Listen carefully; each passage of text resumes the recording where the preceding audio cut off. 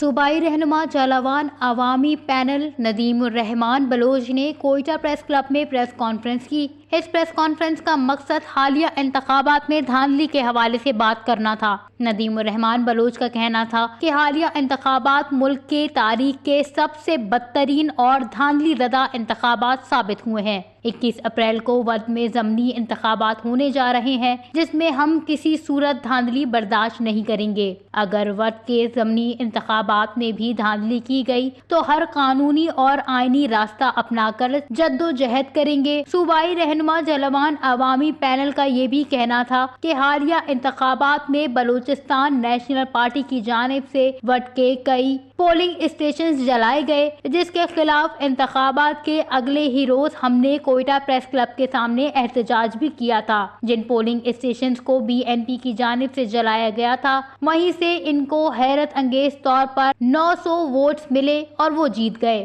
BNP کا کہنا ہے کہ ہمارے 2 کارکنوں کو گرفتار کر کے منظر عام سے غائب کر دیا گیا ہے جبکہ انہی کارکنوں کے خلاف پہلے سے دہشت گردی، چوری اور ڈکیتی جیسے سنگین جرائم کی FIR درج تھی۔ ندیم بلوچ نے سوال کرتے ہوئے کہا کہ کیا ریاست کو ایسے ملزمان کے خلاف کارروائی کرنے کا بھی حق نہیں ہے؟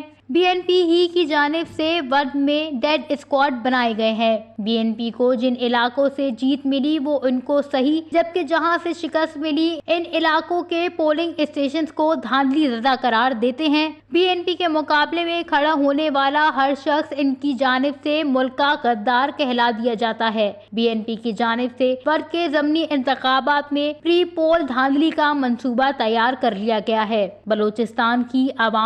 مگر بلوچستان کی عوام نے اپنے ووٹ اور شعور کے ذریعے BNP کو یکساں مسترد کر دیا ہے۔